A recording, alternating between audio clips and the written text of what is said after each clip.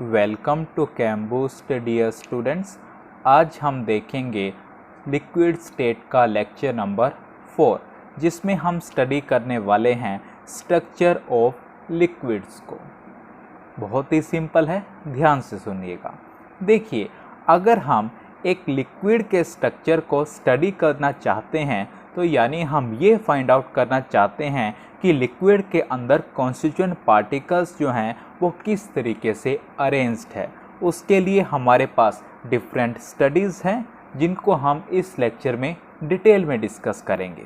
जिसमें सबसे पहला है volume changes on fusion and vaporisation, यानी हम उन वॉल्यूम चेंजेस को स्टडी करेंगे जो कि फ्यूज़न एंड वेपराइजेशन के दौरान हो रही हैं। अब आपको पता है, सिंपल भाषा में अगर हम कहें फ्यूज़न, हमारे पास वो प्रोसेस होता है जिसमें जो सॉलिड सब्सटेंस है वो कन्वर्ट हो जाता है लिक्विड सब्सटेंस में जब हम उसे हीट किया करते हैं। और वेपराइजेशन हमारे पास वो प्रोसेस होता है जिसमें जो लिक्विड स्टेट है वो कन्वर्ट हो जाती है वेपर स्टेट में। अब ध्यान से सुनिए डियर, जब हम एक प्योर सॉलिड को मेल्ट करते हैं तो हमारे पास वॉल्यूम में जो इंक्रीज़ आता है वो सिर्फ 1% आता है। और जब हमारे पास लिक्विड चेंज हो जाता है वेपर्स में बॉइलिंग पॉइंट पर, तो हमारे पास जो वॉल्यूम में इंक्रीज़ आता है वो अबाउट 100 to 1000 टाइम्स होता है। यानी जब हम प्योर सॉलिड को मेल्ट कर रहे हैं तो वॉल्यूम में इंक्रीज़ आ रहा है सिर्फ 1%, जो कि काफ़ी कम है उस वॉल्यूम इंक्रीज से जो कि तब हो रहा है जब हमारे पास लिक्विड चेंज हो रहा है वेपर्स में बॉइलिंग पॉइंट पर। अब सर, इससे हमें क्या इन्फॉर्मेशन मिल रही है? तो सुनिए डियर, ये जानते हुए कि सॉलिड में हमारे पास जो कॉन्स्टिट्यूएंट पार्टिकल्स होते हैं वो परफेक्ट ऑर्डर में अरेंज्ड हुआ करते हैं, तो जो ये स्मॉल इंक्रीज हुआ है ना डियर वॉल्यूम में मेल्टिंग पर, ये हमें ये बताता है कि कुछ मात्रा में जो डिसऑर्डर है वो इंट्रोड्यूस हुआ है। लेकिन जो लार्ज चेंज हो रहा है वॉल्यूम में लिक्विड से वेपर स्टेट में, वो ये हमें बता रहा है कि जो डिसऑर्डर है लिक्विड से गैसियस स्टेट में वो काफ़ी लार्ज है। इससे हम ये तो कंक्लूड कर सकते हैं कि जो कॉन्स्टिट्यूएंट पार्टिकल्स हैं लिक्विड में वो सॉलिड की तरह ऑर्डरली अरेंज्ड नहीं है, क्योंकि हमने देखा जब सॉलिड मेल्ट कर रहा है तो वॉल्यूम में इंक्रीज आ रहा है, स्मॉल इंक्रीज आ रहा है, तो डिसऑर्डर भी स्मॉल ही इंट्रोड्यूस हो रहा है। तो इसी वजह से हम सेम टाइप पर ये भी कह सकते हैं कि जो कॉन्स्टिट्यूएंट पार्टिकल्स है लिक्विड के अंदर वो उतना डिसऑर्डरली अरेंज नहीं है जैसा कि हमने कॉन्स्टिट्यूएंट पार्टिकल्स को गैसियस स्टेट के केस में होते देखा है। क्योंकि अभी हमने देखा कि जब लिक्विड वेपर्स में कन्वर्ट हो रहे हैं तो जो इंक्रीज आ रहा है वॉल्यूम में वो 100 to 1000 टाइम्स है, यानी हमारे पास जो डिसऑर्डर भी इंट्रोड्यूस होगा वो काफ़ी लार्ज होगा। क्लियर? एक बार पूरे कॉन्सेप्ट को रिपीट कर लेते हैं। हम स्टडी कर रहे हैं स्ट्रक्चर ऑफ लिक्विड्स। किसी भी लिक्विड के स्ट्रक्चर को स्टडी करना अगर हम चाहते हैं तो अल्टीमेटली हम ये चाह रहे हैं, हम ये फाइंड आउट करना चाह रहे हैं कि लिक्विड के अंदर जो कॉन्स्टिट्यूएंट पार्टिकल्स हैं वो किस तरीके से अरेंज्ड है। उसके लिए हमारे पास डिफरेंट स्टडीज़ है, जिसमें सबसे पहला है volume changes on fusion and vaporisation, यानी फ्यूज़न के दौरान जो वॉल्यूम चेंजेस हो रहे हैं, वेपराइजेशन के दौरान हमारे पास जो वॉल्यूम चेंजेस हो रहे हैं, हम उन्हें स्टडी करते हैं। हमने देखा कि जब हमारे पास प्योर सॉलिड मेल्ट कर रहा है तो हमारे पास जो इंक्रीज हो रहा है वॉल्यूम में वो सिर्फ 1% है, और जब लिक्विड वेपर्स में चेंज हो रहा है तो हमारे पास जो वॉल्यूम में इंक्रीज है वो 100 to 1000 टाइम्स है।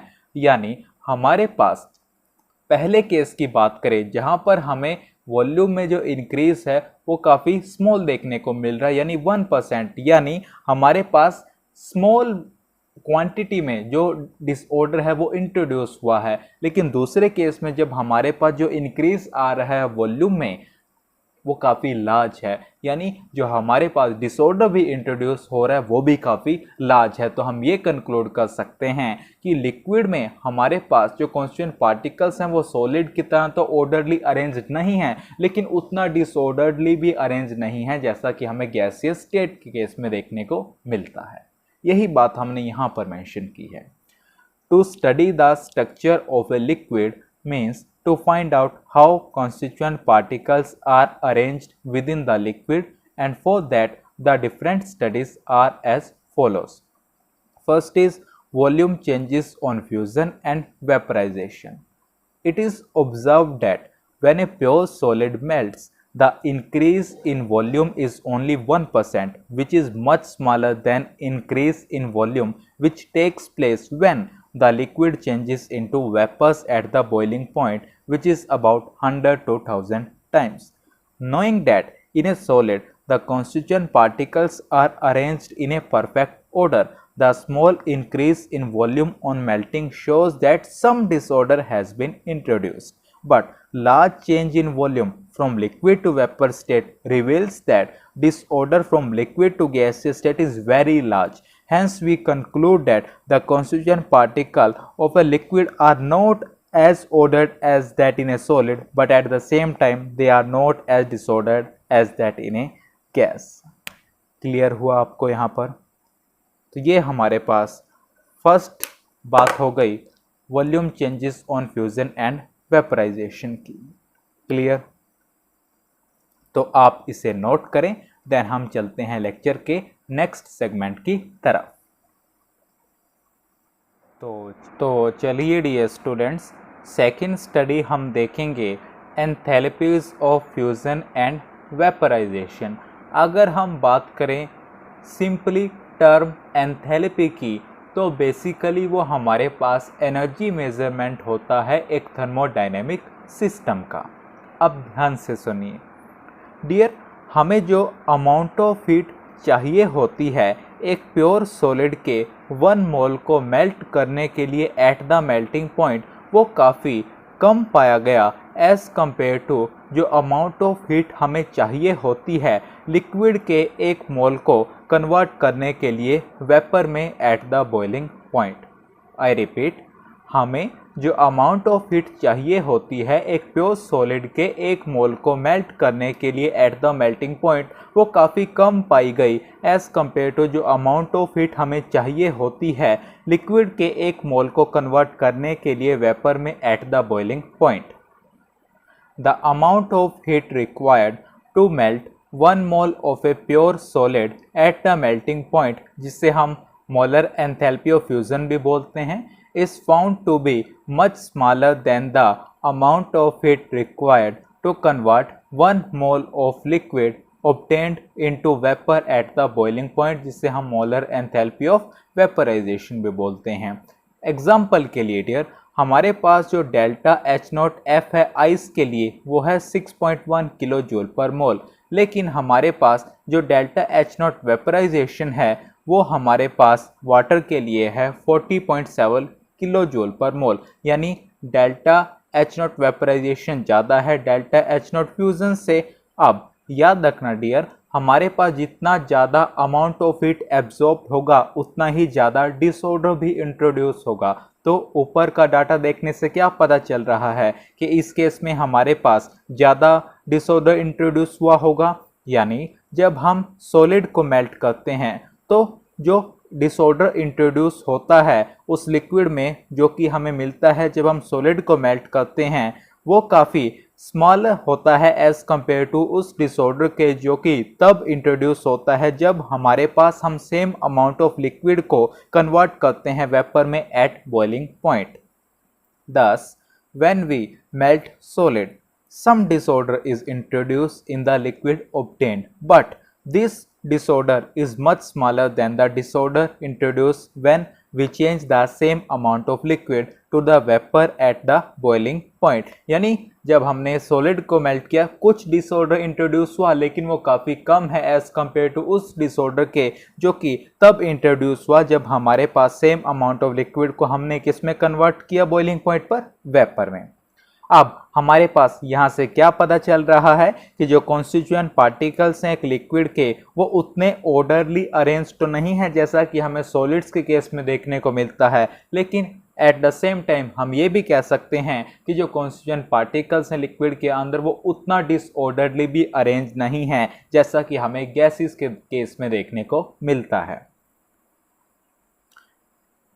बट दिस यहाँ ये रहा, this again shows that the constituent particles of a liquid are not as ordered as that in a solid, but at the same time they are not disordered as that in a gas. I think clear हो गया होगा, तो आप इसे note करें। Then हम चलते हैं लेक्चर के नेक्स्ट सेगमेंट की तरफ। तो चलिए डियर, नेक्स्ट स्टडी हम देखेंगे x ray diffraction studies.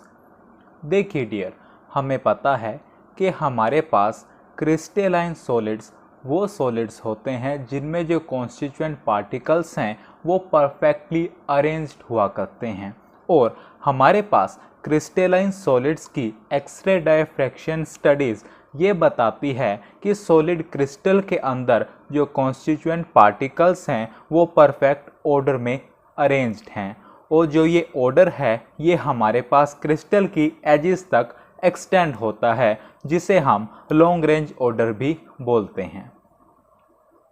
X ray diffraction studies of crystalline solids show that the constituent particles within the solid crystal are arranged in a perfect order, and this order extends up to the edges of the crystal. This is called long range order. इसी तरीके से ये तो बात हो गई crystalline solids की, और हमारे पास जब गैसेस की इलेक्ट्रॉन डायफ्रैक्शन स्टडीज़ को देखा गया तो वहाँ पर हमें ये मिला कि जो गैसियस मॉलिक्यूल्स हैं उनके पास तो कोई ऑर्डर ही नहीं होता, वहाँ पर हमारे पास टोटली चायोटिक डिस्ट्रीब्यूशन होता है मॉलिक्यूल्स का। Electron diffraction studies of gases show that the gaseous molecules have no order at all, that is there is totally a chaotic distribution of molecules. Chaotic का मतलब डियर अस्त व्यस्त हमारे पास। अब हमारे पास हम एक्सरे और न्यूट्रॉन डायफ्रैक्शन की हेल्प से लिक्विड्स के स्ट्रक्चर को भी स्टडी कर सकते हैं, ताकि ये हमारे पास लिक्विड के इंटीरियर में बल्क में जा सकें, रेदर देन कि ये सिर्फ सरफेस से ही रिफ्लेक्ट हो जाएं। Structure of liquids is also studied with the help of x ray और neutron diffraction methods, so that they can enter into the interior bulk of the liquid rather than being reflected only from the surface. अब अगर gases की तरह हम ये मान लें कि जो मॉलिक्यूल्स हैं लिक्विड के अंदर वो डिसऑर्डर्ड हैं, तो हमारे पास हमें कॉन्टीन्यूअस स्कैटरिंग देखने को मिलेगी एक्सरेज की, यानी हमें कोई मैक्सिमा और मिनिमा नहीं मिलेगा। If like gases the molecules in a liquid are disordered, then there is a continuous scattering of X-rays without maxima and minima. लेकिन डियर रियलिटी में ऐसा नहीं है। हम ये समझेंगे एक एग्जाम्पल के थ्रू, जब हम स्टडी करेंगे लिक्विड मर्करी की एक्सरे डायफ्रैक्शन पैटर्न को। वो कुछ इस तरीके से है डियर, हमारे पास वाई एक्सिस पर हमने प्लॉट किया है इंटेंसिटी को, और एक्स एक्सिस पर हमने प्लॉट किया है एंगल को डिग्री में। यहाँ पर डियर हमें एक या फिर दो डायफ्रैक्शन मैक्सिमा देखने को मिल रहे हैं स्मॉल एंगल्स पर, और जैसे ही हम आउटवर्ड मूव कर रहे हैं सेंट्रली चूजन एटम से, तो जो मैक्सिमा है डियर वो डैम्प्ड आउट हो जा रहा है। ये हमें ये बता रहा है कि लिक्विड के अंदर शॉर्ट रेंज ऑर्डर अभी भी एग्जिस्ट करता है, लेकिन हमारे पास लॉन्ग रेंज ऑर्डर नहीं है। However, this is not the case. For example, the X-ray diffraction pattern of liquid mercury as shown in figure 1.a. This is figure 1.a. This diffraction pattern shows that there are one or two diffraction maxima at small angles. But as we move outwards from centrally chosen atom, the maxima are damped out. This shows that in a liquid, short range order still exists, but there is no long range order. सभी studies में almost similar सी बात हो रही है। एक बार repeat करते हैं, हम देख रहे हैं हमारी third study X ray diffraction studies. देखिए क्रिस्टलाइन सॉलिड्स की एक्सरे डायफ्रैक्शन स्टडीज़ हमें ये बताती है कि सॉलिड क्रिस्टल के अंदर जो कॉन्स्टिट्यूएंट पार्टिकल्स हैं वो परफेक्ट ऑर्डर में अरेंज्ड हैं और ये जो ऑर्डर है ये क्रिस्टल के एजेस तक एक्सटेंड हुआ करता है, जिसे हम लॉन्ग रेंज ऑर्डर बोलते हैं। इसी तरीके से गैसेस की इलेक्ट्रॉन डायफ्रैक्शन स्टडीज़ हमें बताती है कि जो गैसियस मॉलिक्यूल्स हैं उनके पास अपना कोई ऑर्डर ही नहीं है, यानी टोटली हमारे पास चायोटिक डिस्ट्रीब्यूशन है मॉलिक्यूल्स का, यानी अस्त व्यस्त डिस्ट्रीब्यूशन है मॉलिक्यूल्स का। और हम एक्सरे और न्यूट्रॉन डायफ्रैक्शन की हेल्प से लिक्विड के स्ट्रक्चर को भी स्टडी कर सकते हैं, ताकि ये हमारे पास लिक्विड के इंटीरियर में जा सके रेदर देन कि ये हमारे पास सरफेस से ही रिफ्लेक्ट हो जाएं। गैसेस की तरह अगर हम माने कि जो मॉलिक्यूल्स हैं लिक्विड में वो डिसऑर्डर्ड हैं, तो हमें कॉन्टिन्यूस स्कैटरिंग ऑफ एक्सरेज देखने को मिलेगी, जहां पर ना मैक्सिमा होगा ना मिनिमा। लेकिन रियलिटी में ऐसा नहीं है। हमने स्टडी किया एक्सरे डायफ्रैक्शन पैटर्न को लिक्विड मर्करी के, जो कि आपके सामने है। यहाँ पर हमें एक या फिर दो डायफ्रैक्शन मैक्सिमा स्मॉल एंगल्स पर देखने को मिल रहे हैं, यानी कॉन्टिन्यूस स्कैटरिंग नहीं है। और हमारे पास जैसे ही हम आउटवर्ड मूव कर रहे हैं तो हमारे पास जो मैक्सिमा है वो डैम्प्ड आउट होता चला जा रहा है। यहाँ से हमें क्या पता लग रहा है कि जो लिक्विड है वहाँ पर शॉर्ट रेंज ऑर्डर एग्जिस्ट करता है, लेकिन वहाँ पर हमारे पास लॉन्ग रेंज ऑर्डर नहीं होता। तो आप इसे नोट करें, देन हम इसे फर्दर स्टडी करेंगे लेक्चर के नेक्स्ट सेगमेंट में। चलिए डियर स्टूडेंट्स आगे देखते हैं। देखिए डियर, हमारे पास कन्वीनियंट ये होता है कि अगर लिक्विड के अंदर हमें पार्टिकल्स की लोकेशन को स्टडी करना हो तो वो हम रेडियल डिस्ट्रीब्यूशन फंक्शन की टर्म्स में करें, जो कि हमें वो प्रोबेबिलिटी देता है एक पार्टिकल को फाइंड आउट करने के लिए एक रेंज dr में, जो कि एक डिस्टेंस r पे होता है दूसरे पार्टिकल से। It is convenient to study the location of particles in a liquid in terms of radial distribution function, which gives the probability of finding a particle in the range dr at a distance r from another. Dear, हमारे पास इन्हें हम easily calculate कर सकते हैं X ray diffraction pattern से। इन cases में हमारे पास हम सिर्फ नेबरिंग मॉलिक्यूल्स का डिस्टेंस कंसीडर करते हैं, उसी को ही स्टडी करते हैं। यहाँ पर हम एंगल्स को चूज नहीं करते, जैसा कि हमने पिछले सेगमेंट में देखा था। और हमारे पास जो रेडियल डिस्ट्रीब्यूशन कर्व हम कैलकुलेट करते हैं स्कैटरिंग कर्व से, वो कुछ इस तरीके से होता है। वाई एक्सिस पर हमारे पास होता है रेडियल डिस्ट्रीब्यूशन फंक्शन और एक्स एक्सिस पर होता है हमारे पास distance r. These are easily calculated from X-ray diffraction pattern. In these cases, only the distance of the neighboring molecules, not the angles from the centrally chosen one, are considered or studied. The radial distribution curve calculated from the scattering curve is shown below in figure 1.b. This is figure 1.b. तो dear, यहाँ पर हमारे पास complete होता है structure of liquids का section. Hopefully आपने lecture को enjoy किया होगा। तो चलिए till next video, keep learning, keep growing.